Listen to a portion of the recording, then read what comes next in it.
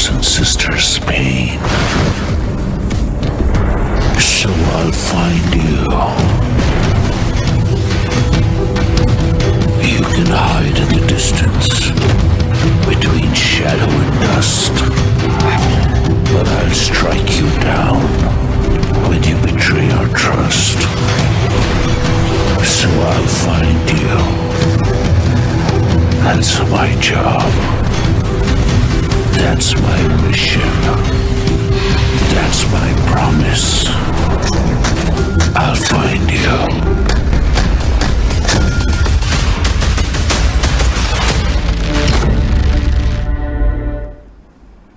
అదొక్కటి సరిపోదు భారత సత్తా ఏంటో చూపించడానికి. ఇప్పుడు ఆపరేషన్ సింధూర్ తర్వాత మనపై కత్తులు కట్టేందుకు, కుతంత్రం పన్నేందుకు చైనా, పాకిస్తాన్ సిద్ధమవుతున్నాయా అంటే అవుననే మాట వినిపిస్తోంది. ఇండియాపై యుద్ధానికి సిద్ధమించబోతూ ఉండడంతో ఆత్మరక్షణలో పడింది పాకిస్తాన్. భారత్ను ఎదుర్కొనేందుకు చైనా సాయాన్ని ఇప్పుడు అభ్యర్థించబోతోందా అంటే అవుననే మాట వినిపిస్తోంది. చైనా నుంచి ఆయుధాల కొనుగోలుకు ఇంటర్నేషనల్ మానిటరీ ఫండ్ సాధారణంగా IMF అంటూ ఉంటారు. ఈ నిధుల వినియోగానికి తెరలేపబోతోంది పాకిస్తాన్ అంటూ పెద్ద ఎత్తున చర్చ జరుగుతోంది.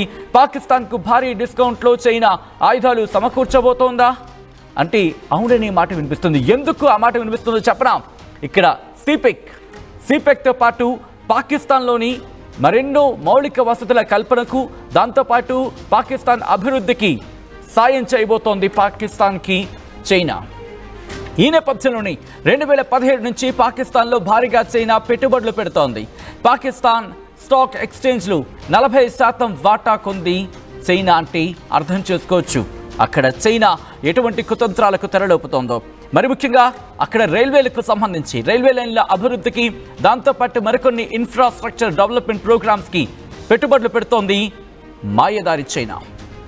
దాంతోపాటు మన భారత్ ఇప్పుడు భారీగా బడ్జెట్ని పెంచడంతో మరి ముఖ్యంగా 50,000 కోట్ల రూపాయలు, రిమెంబర్ 1 కాదు 2 కాదు, ఏకంగా 50,000 కోట్ల రూపాయల బడ్జెట్ని డిఫెన్స్ కోసం వెచ్చించబోతూ ఉండడంతో ప్రస్తుతం పాకిస్తాన్ తల బాదుకుంటోంది.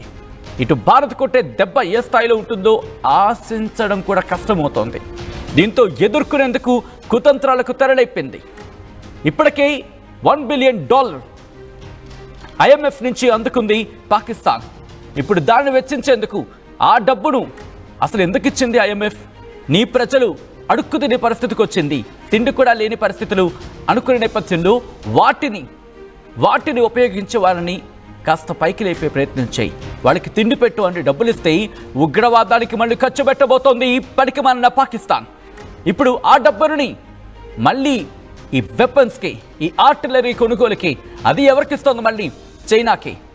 ఇక్కడ ఈక్వేషన్స్ చాలా డిఫరెంట్గా ఉండబోతున్నాయి. మాట్లాడుకునే ప్రయత్నం చేద్దాం. మా ప్రతినిధి కృష్ణమోహన్ అప్డేట్స్ అందించేందుకు సిద్ధంగా ఉన్నారు. కృష్ణమోహన్ దగ్గరికి వెళ్ళే ప్రయత్నం చేద్దాం. అంతకన్నా ముందు ఇదే అంశానికి సంబంధించి అప్డేట్స్ అందించేందుకు మధు సిద్ధంగా ఉన్నారు. మధు, ఇప్పుడు చైనా, పాకిస్తాన్ రెండూ కలిసి భారత్ మీద కుట్ర పనేందుకు తెరలేపాయి అనేది అందుతున్న సమాచారం. ఎటువంటి వ్యూహంతో వెళ్ళే అవకాశం ఉంది? మరి ముఖ్యంగా చైనా, పాకిస్తాన్ ఈక్వేషన్స్ ఎలా కలిసే అవకాశం ఉందనుకోవాలి ఇక్కడ? భారత్ అభివృద్ధి చెందుతున్న దేశం. ఈరోజు ప్రపంచంలో అత్యంత వేగంగా ఆర్థిక అభివృద్ధితో పాటు ఇన్ఫ్రాస్ట్రక్చర్ రంగంలో కానీ, మ్యాన్ పవర్ రంగంలో కానీ, కొత్త రకాలైనటువంటి ఈ స్టార్టప్స్ విషయంలో కానీ, సో అనేక రకాల బిజినెస్లకు కొత్తగా అవకాశం కల్పిస్తా ఉంది భారత్. సో ఈరోజు నిజంగానే $5 ట్రిలియన్ బిలియన్ గా ఎదగబోతా ఉంది ఎకానమీ అనేటువంటి కూడా ప్రధాని మోదీ చెప్పే ప్రయత్నం చేస్తారు. ఈ నేపథ్యంలో ఏదో ఒక రూపేణా భారత్ ను అడ్డుకోవాలి అనేటువంటి ఆలోచనను చైనా ఇంకా ఇతర దేశాలు చేస్తూనే వస్తా ఉన్నాయి. ఎందుకంటే పక్కనే ఉంది, సేమ్ దాదాపు చైనా జనాభా మన జనాభా ఒక రకంగా సంఖ్యాపరంగా చూస్తే దరిదాపుల్లోనే ఉంటాం, చైనా కానీ భారత్ కానీ. ఇప్పుడు చైనాలోనేమో చాలా పెద్ద ఎత్తున కురవృద్ధులు ఉంటారు. ఇప్పుడు భారత్ విషయానికి వస్తే ఎక్కువగా యంగ్ ఉన్నారు. ఫ్యూచర్ లో ఖచ్చితంగా నెంబర్ 1 పొజిషన్కి వెళ్ళే అవకాశం ఉంది. ఈ ఎకనామీలో ఇప్పటికే చాలా పెద్ద ఎత్తున దూసుకుపోతా ఉంది. దీన్ని అడ్డుకోవాలంటే మారణ హోమం సృష్టించాలి, బాంబులను వేయాలి, ఉగ్రవాదాన్ని పెంచి పోషించాలి. అది చైనా డైరెక్ట్ గా తేలేదు కాబట్టి తన తొత్తుగా ఉన్నటువంటి పాకిస్తాన్ ద్వారా చేసే అవకాశం ఉంది. ఇప్పటికే మనం చూసాం, బెల్ట్ రోడ్, చైనాకు సంబంధించినటువంటి ఎకనామిక్ కారిడార్ నిర్మాణం చేస్తా ఉన్నారు. ఫ్యూచర్ లో పాకిస్తాన్ లోకి ఎంటర్ అయ్యారు, నిధులు ఇచ్చారు, వారికి నిధుల రూపంలో వారిని లోబర్చుకున్నారు. సో ఇప్పటికే పిఓకే పాక్ ఆక్యుపైడ్ కాశ్మీర్ లో కొంత భాగం చైనా ఆక్యుపై చేసుకుంది. చైనా కూడా సో ఈ రకంగా ఎంటర్ అవుతూ వస్తా ఉంది. చైనా కుట్రబుద్ధి ఉంటుంది.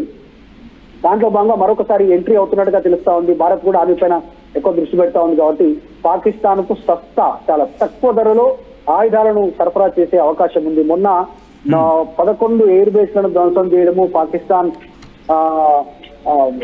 రాడార్లకు దొరకకుండా లోపలికి వెళ్లి మనం అటాక్ చేసినటువంటి తీరు పాకిస్తాన్ దొల్లతనాన్ని తెలియజెప్పే ప్రయత్నం చేసింది. కాబట్టి వాళ్ళు కూడా ఎంతో కొంత చైనా మద్దతుతో మొన్న వచ్చినటువంటి IMF నిధులతో ఈ మరొకసారి బలోపేతం కావాలి, పెద్ద ఎత్తున రక్షణ వ్యవస్థను బలోపేతం చేసుకోవాలి, దానికి చైనా మద్దతు తీసుకోవాలని ఆలోచన చేస్తా ఉన్నారు. చూస్తే చైనా కూడా పాకిస్తాన్ లో ఇప్పటికే ఇప్పుడు బలూచిస్తాన్ ఏరియాలో మొన్న జరిగినటువంటి అటాక్ చూసాం. బలూచిస్తాన్ పాకిస్తాన్ పైన, చైనా పైన ఒక బంగారు గనిని స్వాధీనం చేసుకుంది. పాకిస్తాన్ లో ఉన్నటువంటి బంగారు గనిని చైనా మెయింటైన్ చేస్తా ఉంది. పాకిస్తాన్ లో ఉన్నటువంటి భూభాగాన్ని ఆక్రమించుకొని బెల్ట్ రోడ్ నిర్మాణం చేస్తా ఉంది. పాకిస్తాన్ కి సంబంధించినటువంటి పోర్ట్ ఏరియాలో చైనా ఆర్మీ, చైనాకి సంబంధించిన వాళ్ళు ఉన్నారు. పిఓకేలో కొంత భాగం తీసుకుంది. ఇప్పటికే ఇన్ని రకాలుగా చైనా ఇన్వాల్వ్మెంట్ పాకిస్తాన్ తో ఈ రకంగా ఉంది. దానికి రీజన్ ఏంటంటే భారత్ను అడ్డుకోవాలి, భారత్ లో అశాంతిని నెలకొల్పాలి. దీంట్లో భాగంగా ముందుకు పోతా ఉన్నారు. కాబట్టి త్వరలోనే పాకిస్తాన్ కు అత్యంత తక్కువ ధరకి అవసరమైతే ఆయుధాలను సరఫరా చేయడానికి చైనా సిద్ధంగా ఉన్నట్టుగా తెలుస్తా ఉంది ఈ రకంగా. సో పేరుకే పాక్ అయినా పాక్ లో 30 నుంచి 40% పెత్తనం అంతా చైనాది ఉన్నట్టుగానే చర్చ జరుగుతూ ఉంది. కాబట్టి త్వరలోనే మరి పాక్, చైనా ఇద్దరు కలిసి భారత్ అత్యంత ప్రమాదకరంగా పరిణమించే అవకాశం ఉంది. దాంట్లో భాగంగా అడుగులు పడతా ఉన్నాయి.